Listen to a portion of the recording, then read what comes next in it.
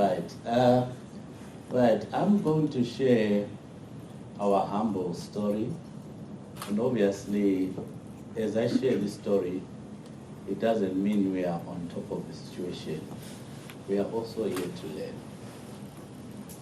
And we are looking at it from that perspective of continuous improvement. And hence, I'm not going to stand here and brag, but I'm just going to share with you the journey that we have walked.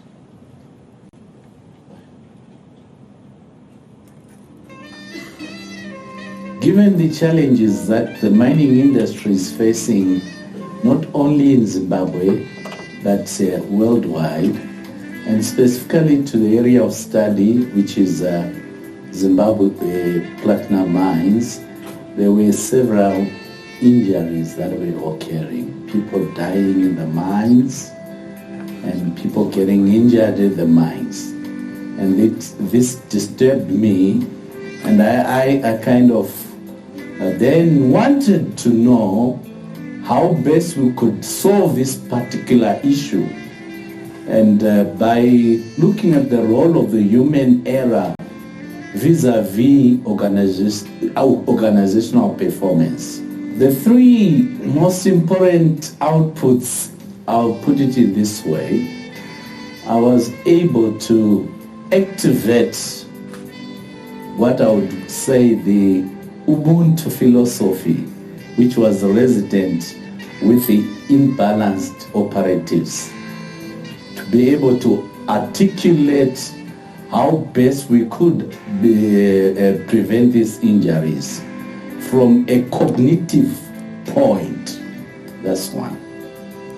Secondly, it was to also to allow leadership to understand what happens when they are not there and how they could turn around the events and make it a better place.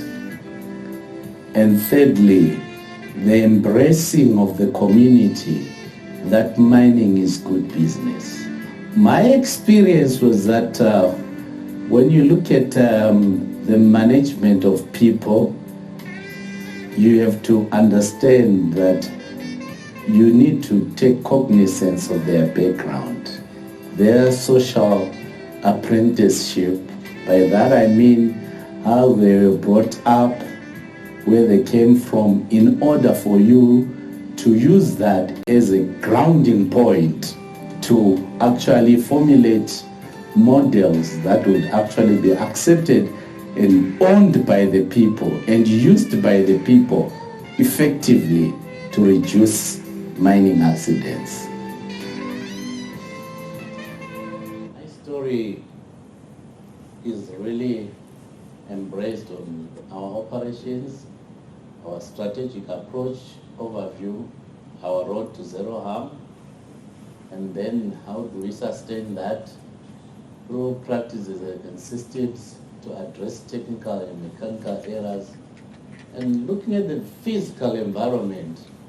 That's where we talk of technology, which is the innovation that my colleagues have been talking about today. However, the fundamental aspect that I want to share with you has got to do with the people, and it's got to do with social innovation. We are so busy talking about technological innovation, but let me say this to you. If you don't innovate on the social aspect, the technological innovation won't work. So you have to make sure the social innovation is active. And we do that through the activation of African philosophies in our case. And that's to address the cognitive errors. We can have the best technology, but as long as the people don't use that technology, it won't work. Then we'll see the results and learning points, and then I'll rest my case. I want to say to you, Zimplats is a global leader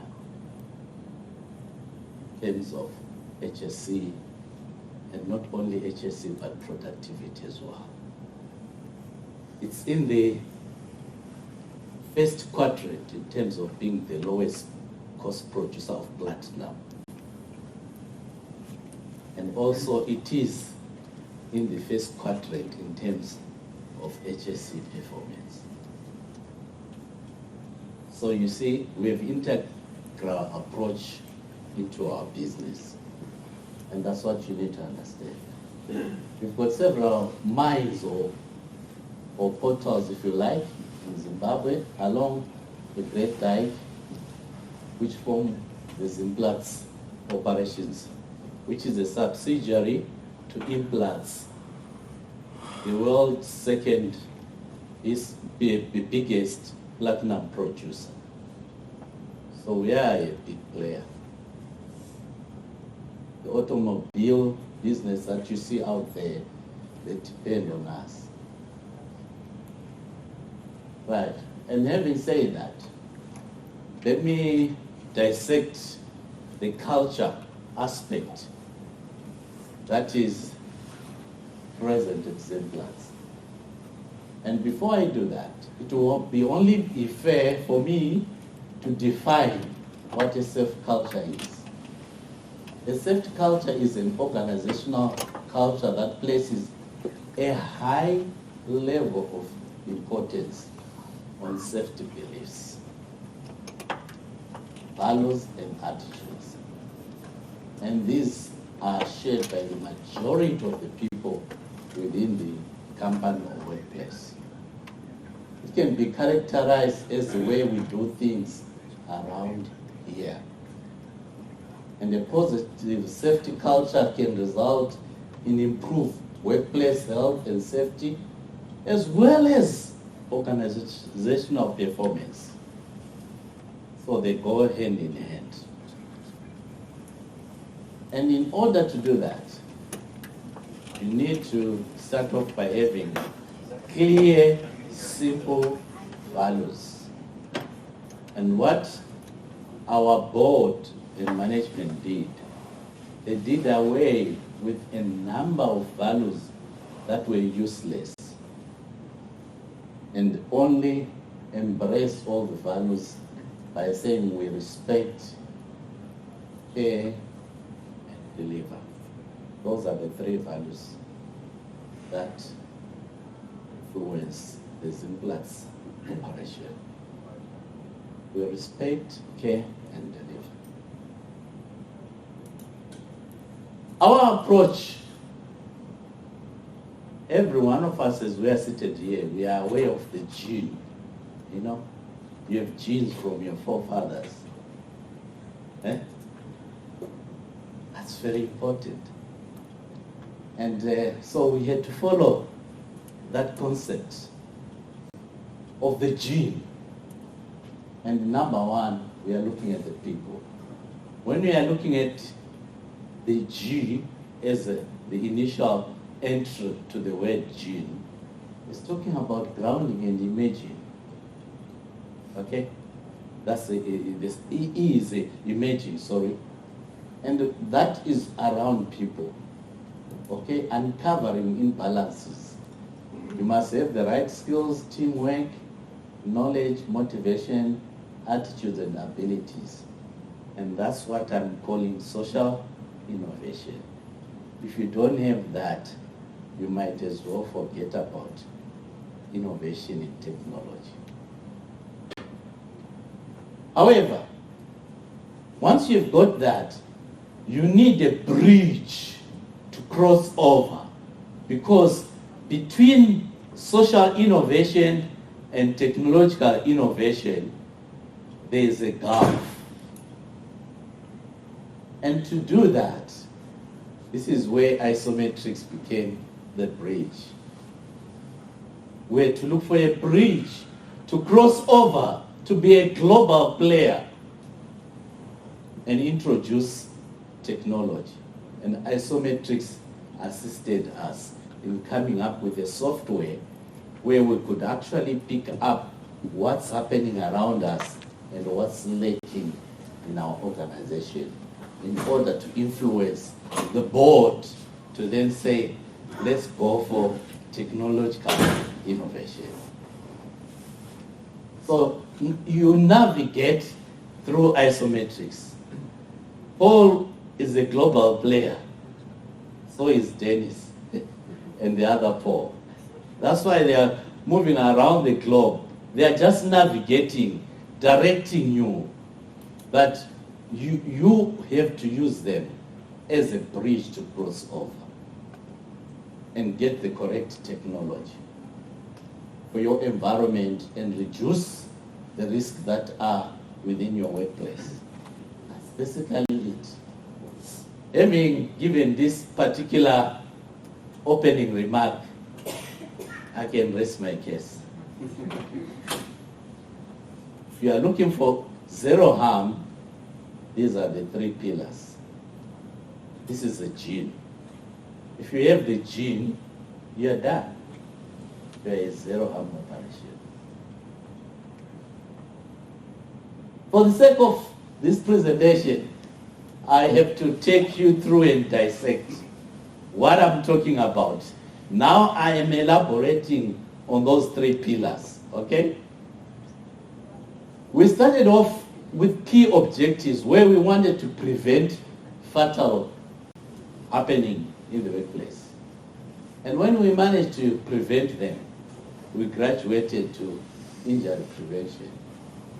And eventually we became a safe operating organization. That's on the objectives. And what were the key drivers? I go back to the grounding and imaging and navigating and defecting, which I was talking to you about. So all that is spelling out how the key drivers enabled us to be a zero harm operation. But let me hasten to say, it took resilient leaders to understand what's happening within the organization. And to do that, we had to make every employee in the community to become citizens. Oh, you wrote to me saying, Abby, are you not going to have a problem? You are from Zim to get access to America. And I said, well, if I need any help or advice, because I'm not a citizen. So when we are talking about safety citizen, it means you contribute. You have a right.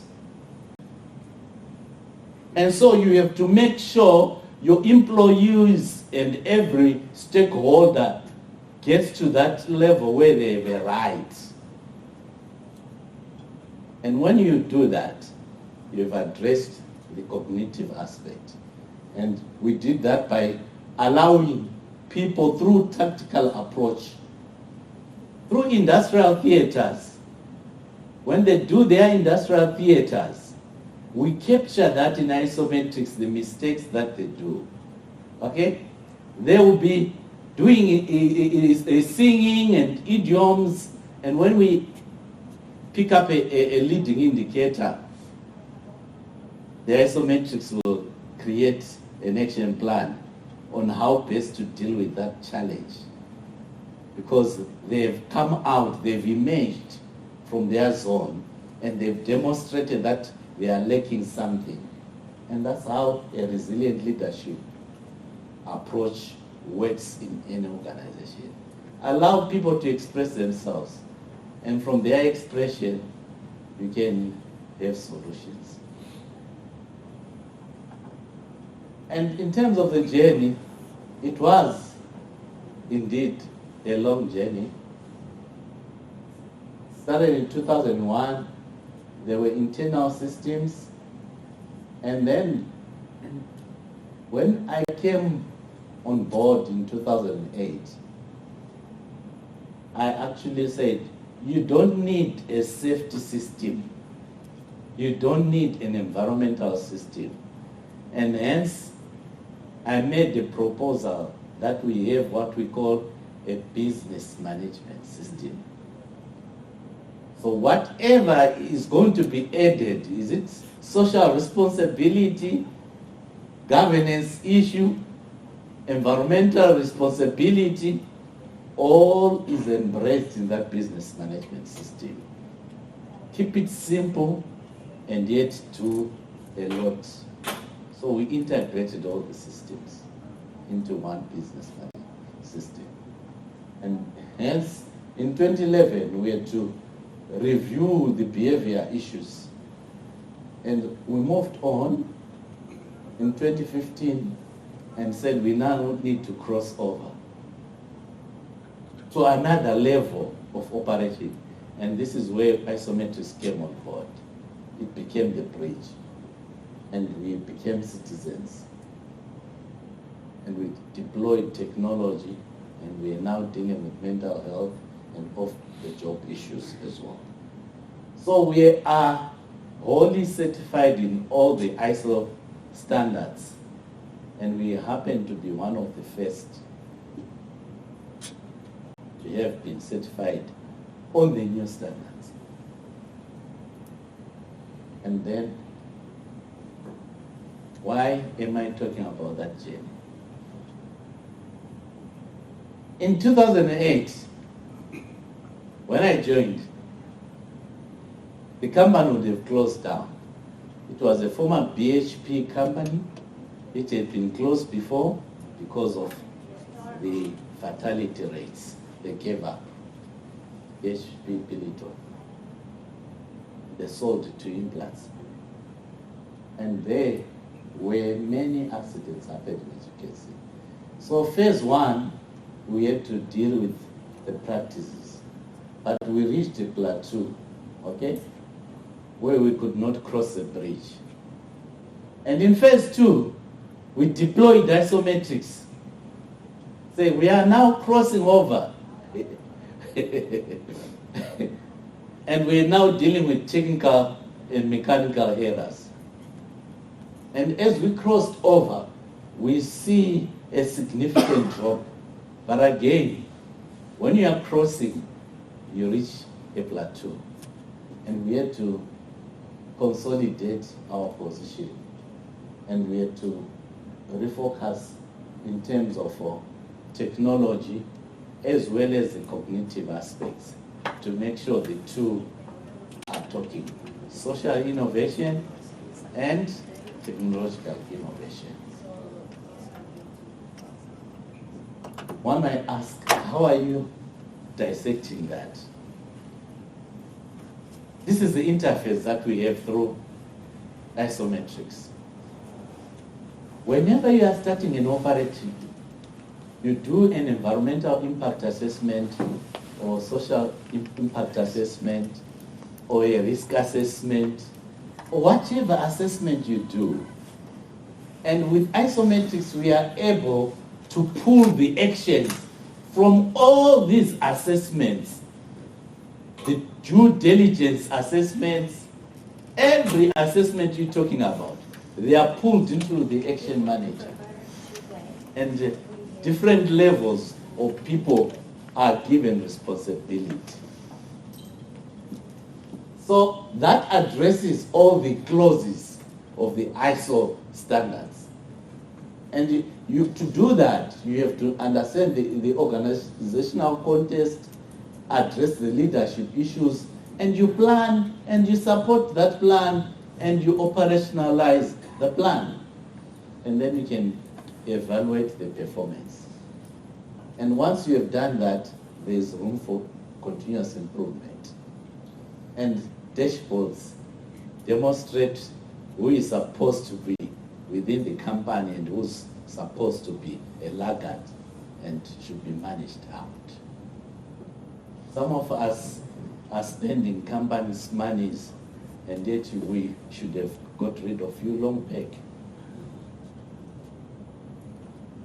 So you can actually use this as a tool to manage everyone. Okay, having said that, I think you now understand how the ISO standards tend to function and operate. And we are all embracing all the standards. And this is why the ISO standards are now having common clauses. So it doesn't matter which standard you are deploying, it is the same clauses. So it's easy to have a business management system. Then the flexibility of IsoMetrix, okay, has allowed us to customize our standards or our system. They did not impose anything to us, but we walked the talk together. We developed the system together. They offered the bridge. We offered the problem. And hence we're able to cross over. And this platform is very good in that it covers all. As you can see, you can select whether you want to deal with community issues, environmental issues, health, hygiene, ICT, quality, safety, or financial. Whatever issue the business requires, there is provision for that. So there is no room for a chief finance officer to say, I'm not involved with your system. He's part of the system. And there's a dashboard that we take to the board to say, your chief finance officer is not doing well. Can you get another one? And this is all done through the Central Action Manager module. And my job is to monitor who is on the red zone, who has the overdue issues. I can afford to develop a tummy. I guess I'm one of the people with the biggest tummy in the room. Yet, I'm in a mining business. The reason is IsoMetrix has provided the bridge. So I simply say, Kevin, you're not doing well. You are in the red zone. Are you retiring while you are at work? And then obviously he has to move on and make sure he's in the green zone. So that makes life a lot easier. Or maybe it's an issue that you are not feeling well. Maybe Paul has got BP because of financial constraints. We also pick it through our medical surveillance. Okay? So we've got a robust medical surveillance which also informs us the health of our people. And having done that, we can address all our challenges. And what is left out is to make sure each shift, each individual, each team can actually analyze their own leading indicators. You can name them, I couldn't put all of them. By shift, you can actually know shift B is not doing well, is letting us down. And you can put more effort in that particular shift. And that is IsoMetrix that I'm actually showing you. Okay? And the limitations, we had to go to the board and say we have limitations. We have crossed over, but we have limitations. There are things that we cannot do, and we needed to acknowledge. And it was during one summit like this in London that I identified an Irish fella who actually is an engineer, and he came up with a barrel down cage. And I said, okay, the next plane, I want you in Zimbabwe. I want you to come and present, because that's the solution, and we've deployed it. No? Because fall of ground was a big issue for us. And also, we then had to innovate and see how the mechanical scaler can eliminate the danger from men. And these innovations are ongoing. And as I speak now, we are combining the two to make it a one particular equipment. A scaler that has got both the cage as well as the scaling capacity. And what has this done to us?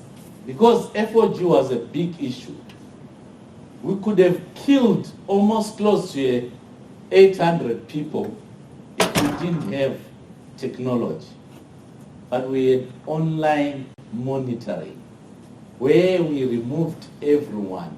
We were able to safely evacuate all our employees from a mine that collapsed.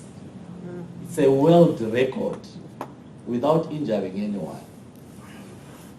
And we have since reopened the same mine. It's one of our biggest operations as I speak. Okay. And all that was informed by our system, which I say you trigger action response plans. And when there is anything that we don't believe should be handled by a certain level, we trigger an action response plan up to the board level. And the board can make a decision to say, close the mine. So there are levels of actions, and all this is in IsoMetrix.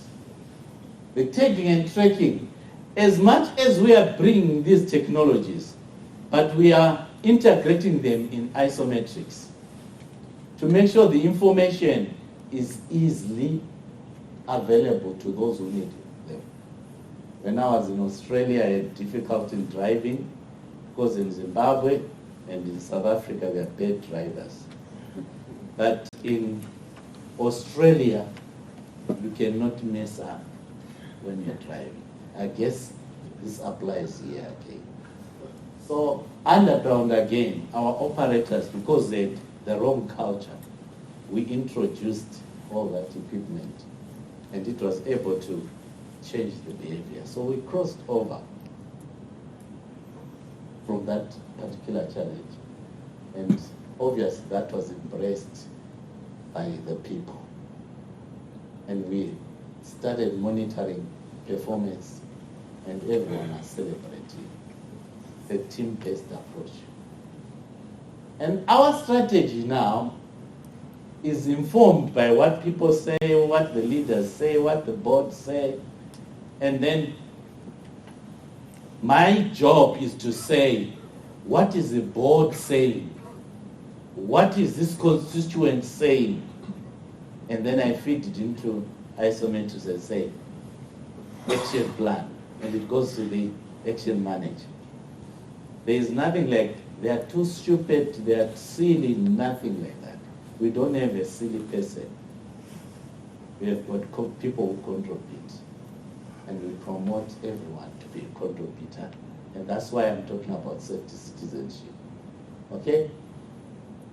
And even at individual level, we get to know that Paul, so that I'm picking up on Paul. You get to know the individual risk matrix of Paul. Absenteeism rate of Paul, everything about Paul, we pick it up and it's in the system. So we know that Paul is letting down the team and we can manage Paul out. You know?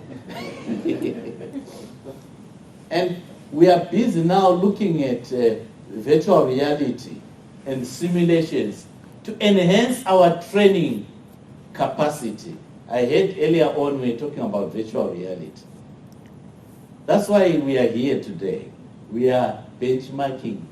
We are learning from you so that we continue on the good journey. Mandela had this to say, it always seems impossible till it's done. So the role of a creative leader is not to have all the ideas, but it is to create a culture where everyone can have ideas, everyone, okay, and feel that they are valued. You are a citizen, okay? And obviously that makes you a citizen. And that's social innovation that I'm talking about. You are now dealing with cognitive errors. What we did is we went out into the community, we looked at our environmental impact assessment, and I, being the group check manager, whenever we're opening a new operation, we're picking up clay pots that were backdating to 1800. And then I started asking the community to say, why are we picking up the clay pots that are broken? And they said, this community.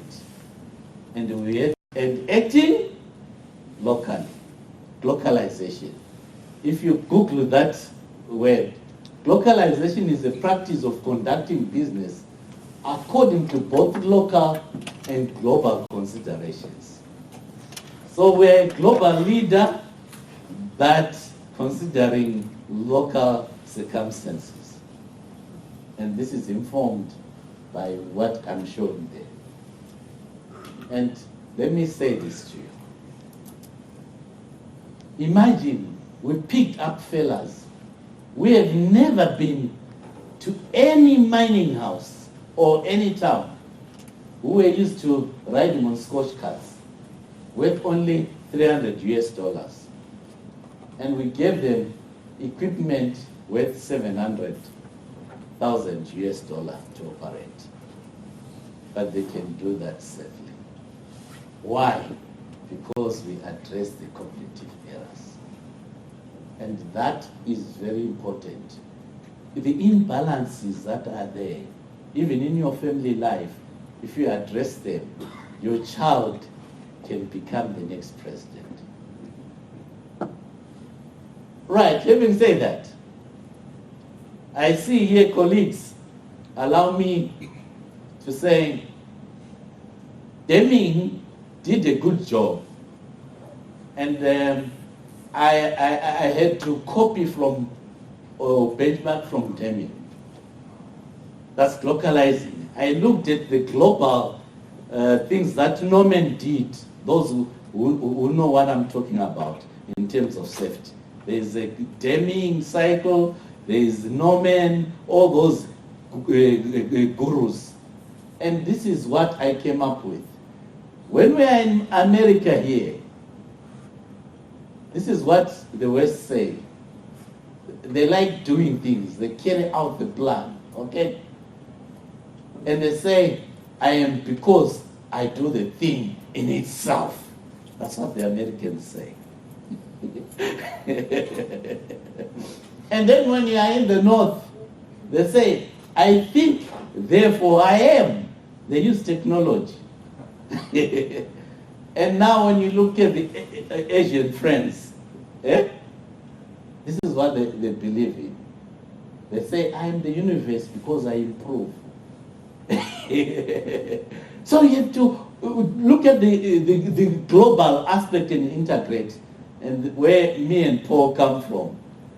That's where Mandela says, I am because you are. It's collective, it's collaboration, isn't it? Ubuntu. Yes. Paul is learning very fast. You see? Next time I'll ask you to present on my behalf. So when you have looked at that, you can integrate your interventions globally, because you are now taking care of every corner and benchmarking and making sure you are coming with a sustainable product. That's localization. And obviously we marry it with the Deming cycle. You are allowing people to be grounded, and they emerge and navigate, and you affect. And then you get good results. As I speak, we have an undisputed record in Zimbabwe where all our operations, when we go for national competitions in terms of safety awards. We come first, second, third, and fourth. You know, we pick all the positions, then the others fall. And as I'm speaking right now, in a week's time, we are going to have a record of it, having won the national award 7 times consecutively.